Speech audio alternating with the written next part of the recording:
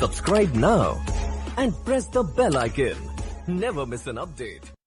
Friends नमस्कार, daily current affairs की श्रृंखला में मैं मुकेश वर्मा आप सबका बहुत बहुत स्वागत करता हूं। तो फ्रेंड्स कल हमने 21 दिसंबर के करंट अफेयर्स के बारे में पढ़ा था। आज हम 22 दिसंबर के करंट अफेयर्स के बारे में चर्चा करेंगे कि पिछले 2 से 3 दिनों में एग्जाम के पर्सपेक्टिव से ऐसी कौन कौन सी घटनाएं घटित हुई हैं जो बहुत ही महत्वपूर्ण है। तो फ्रेंड्स देर न करते हुए आइए चलते हैं सीधे अपने टॉपिक पे और देखते हैं आज के करंट अफेयर्स का पहला महत्वपूर्ण टॉपिक क्या है। तो फ्रेंड्स आज के करंट अफेयर्स में पहला महत्वपूर्ण टॉपिक जो चर्चा में है वो नागालैंड चर्चा में है। नागालैंड फ्रेंड्स क्यों चर्चा में है? तो नागालैंड ने बैनरों के इस्तेमाल पे प्रतिबंध लगा लिया है। जो प्रचार प्रसार के लोग बैनर का इस्तेमाल करते हैं चौराहों पर टांगने के लिए, दीवारों पर लगाने के लिए, तो ऐसे बैनरों के इस्तेमाल पर प्रतिबंध किसने लगाया है? नागालैंड राज्य ने लगाया है। तो बैनरों के इस्तेमाल पर प्रतिबंध क्यों लगाया है नागालैंड ने? क्योंकि यह प्लास्टिक से बनता है और प्लास्टिक प्रदूषण काफी हद तक फैलाने के लिए जिम्मेदार है। तो नागालैंड ने बैनरों के इस्तेमाल पर इसीलिए प्रतिबंध लगा दिया है क्योंकि बैनर प्लास्टिक के बनते हैं। ओके फ्रेंड्स, अगर हम बात करें नागालैंड के ट्रेडिशनल पक्षियों की तो हम पाते हैं नटंकी राष्ट्रीय उद्यान वहीं पे स्थित है। कौन सा राष्ट्रीय उद्यान? नटंकी राष्ट्रीय उद्यान वहीं पे स्थित है। हार्नबिल फेस्टिवल कहाँ मनाया जाता है? अगर कभी आपसे पूछे कि हार्नबिल फेस्टिवल कहाँ मनाया जाता है तो फ्रेंड्स हार्नबिल फेस्टिवल आपका नागालैंड में मनाया जाता है। किस जगह मनाया जाता है? नागालैंड में आपका हार्नबिल फेस्टिवल मनाया जाता है। इसके अलावा तोखु इमोंग उत्सव भी कहाँ पे मनाया जाता है? नागालैंड में। तो ये 2 महत्वपूर्ण उत्सव मनाए जाते हैं नागालैंड में। एक आपका हार्नबिल फेस्टिवल है और दूसरा आपका तोखु इमोंग उत्सव है। तो तोखु इमोंग उत्सव और हार्नबिल फेस्टिवल ये दोनों कहां मनाए जाते हैं? नागालैंड में। नटंकी राष्ट्रीय उद्यान कहां है? नागालैंड में। करंट की दृष्टि से क्या महत्वपूर्ण है? तो फ्रेंड्स करंट की दृष्टि से यह महत्वपूर्ण है कि नागालैंड ने बैनरों के इस्तेमाल पर प्रतिबंध लगा दिया है। और ऐसा इसलिए क्योंकि बैनर जो बनते हैं वो प्लास्टिक से बनते हैं और प्लास्टिक प्रदूषण फैलाने में काफी हद तक जिम्मेदार होते हैं। इसलिए नागालैंड ने बैनरों के इस्तेमाल पर प्रतिबंध लगाया है। आइए आगे बढ़ते हैं और देखते हैं आज करंट अफेयर्स का दूसरा महत्वपूर्ण टॉपिक क्या है। तो फ्रेंड्स आज करंट अफेयर्स का दूसरा महत्वपूर्ण टॉपिक जो चर्चा में है वो रतन टाटा जी चर्चा में है। क्यों चर्चा में है? Global visionary of sustainable business and peace पुरस्कार से इनको सम्मानित किया गया है। तो रतन टाटा जी को 2020 में global visionary of sustainable business and peace पुरस्कार से सम्मानित किया गया।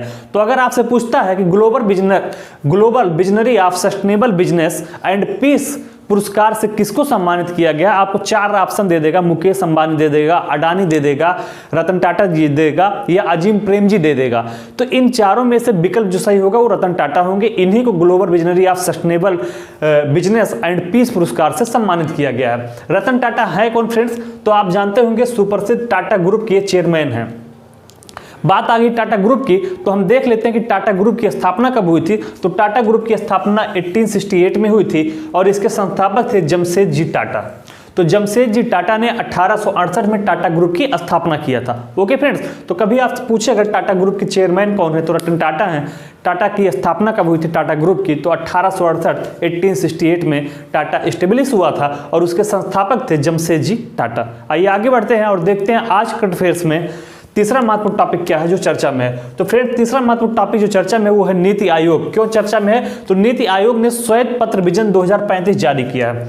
नीति आयोग ने हाल ही में श्वेत पत्र विजन 2035 जारी किया है। तो अगर आपसे ये पूछे कि श्वेत पत्र विजन 2035 किसने जारी किया है, किस मंत्रालय ने जारी किया है, तो इसका सही जवाब होगा नीति आयोग ने जारी किया है। और ये श्वेत पत्र विजन 2020 किससे संबंधित है? तो ये श्वेत पत्र विजन 2035 है। तो ये 2035 जो संबंधित है जन स्वास्थ्य निगरानी के बारे में। तो आपसे अगर सवाल पूछे कि श्वेत पत्र विजन 2035 किससे संबंधित है? जन स्वास्थ्य निगरानी से संबंधित है। इसीलिए श्वेत पत्र विजन 2035 नीति आयोग के द्वारा जारी किया गया। अब बात आ गई नीति आयोग की तो हम चर्चा करेंगे नीति आयोग के बारे में। पहले ये जान लीजिए कि नीति आयोग, तो नीति जो लिखा है NITI, तो नीति का फुल फॉर्म क्या होता है? तो नीति का फुल फॉर्म होता है आपका national institution for transforming India. पूछा गया सवाल है नीति का फुल फॉर्म क्या होता है? तो national institution for transforming India इसका फुल फॉर्म होता है। नीति आयोग की स्थापना कब होती है? 2015 में। तो ये कोई नई आयोग नहीं बनाई गई है, पहले से आज़ादी के बाद से योजना आयोग चलता हुआ आ रहा था, उसी का नाम बदला गया 2015 में और कर दिया गया नीति आयोग। तो नीति आयोग के अगर कभी आपसे अध्यक्ष के बारे में पूछे तो नीति आयोग का जो अध्यक्ष होता है वो हमेशा प्रधानमंत्री ही उसका पदेन अध्यक्ष बनता है। तो नीति आयोग के अध्यक्ष होते हैं प्रधानमंत्री कभी भी। ओके फ्रेंड्स, तो नीति आयोग की स्थापना 2015 में हुई थी। हेडक्वार्टर इसका नई दिल्ली में है और वर्तमान में इसके उपाध्यक्ष राजीव कुमार हैं। वर्तमान में नीति आयोग के उपाध्यक्ष आपके राजीव कुमार हैं और सीईओ कौन है इस समय? Chief executive officer. तो सीईओ है आपके अमिताभ कांत दास।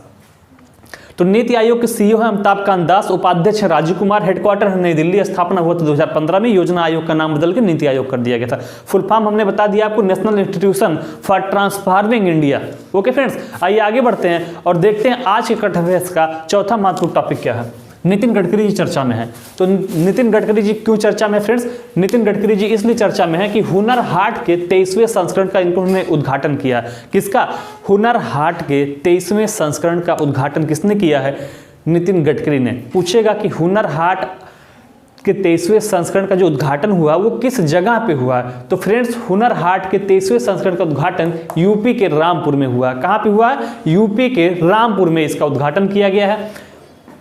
नितिन गडकरी है कौन फ्रेंड्स? तो सड़क एवं परिवहन मंत्री हैं। नितिन गडकरी भारत सरकार के सड़क एवं परिवहन मंत्री हैं। तो सड़क एवं परिवहन मंत्री हैं आपके नितिन गडकरी जी। बीम चर्चा में फ्रेंड्स, अगली महत्वपूर्ण टॉपिक है 5वीं आज की, बीम।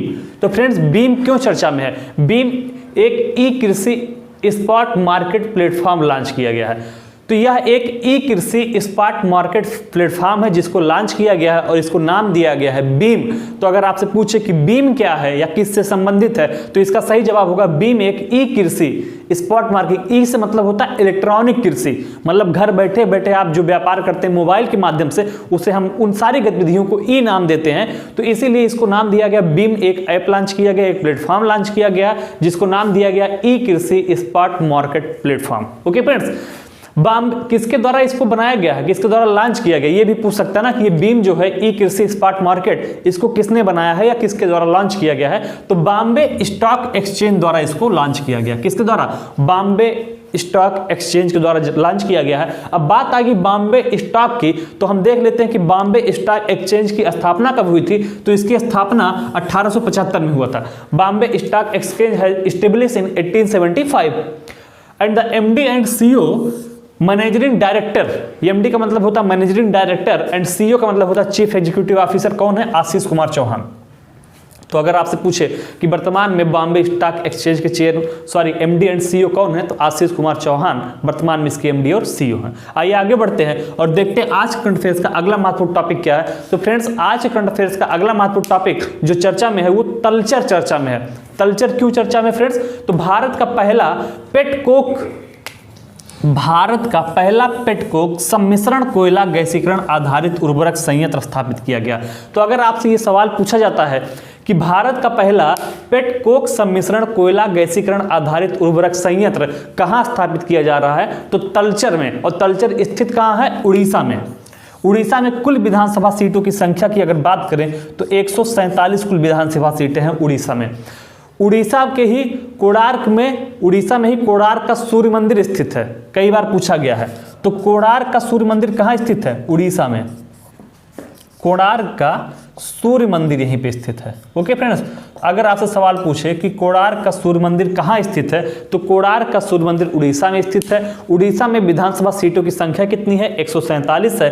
तलचर क्यों चर्चा में है करंट की दृष्टि से? तो हमने आपको बताया तलचर इसलिए चर्चा में है कि भारत का पहला पेटकोक सम्मिश्रण कोयला गैसीकरण आधारित उर्वरक संयंत्र कहाँ स्थापित किया जा रहा है? तलचर में। चूंकि ये भारत का पहला है इसलिए महत्वपूर्ण है। तो भारत का पहला पेटकोक सम्मिश्रण कोयला गैसीकरण आधारित उर्वरक संयंत्र स्थापित किया गया तलचर में। तलचर स्थित है उड़ीसा में। तो आज करंट अफेयर्स में ये 6 टॉपिक हमने पढ़ा। आइए 2 मिनट रिवीजन करते हैं। पहला टॉपिक हमने पढ़ा नागालैंड के बारे में, जिसने बैनरों के इस्तेमाल पर प्रतिबंध लगा दिया है।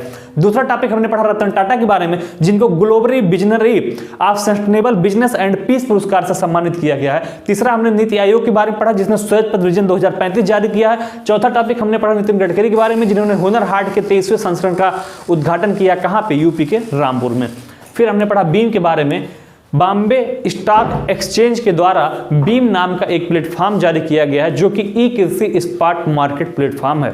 अगला टॉपिक हमने आज का पढ़ा तलचर के बारे में। तलचर में भारत का पहला पेटकोक सम्मिश्रण कोयला गैसीकरण आधारित उर्वरक संयंत्र स्थापित किया जा रहा है। तलचर है कहाँ पे? उड़ीसा में। आइए आगे बढ़ते हैं और देखते हैं बाकी के 4 और करंट अफेयर्स कौन से हैं।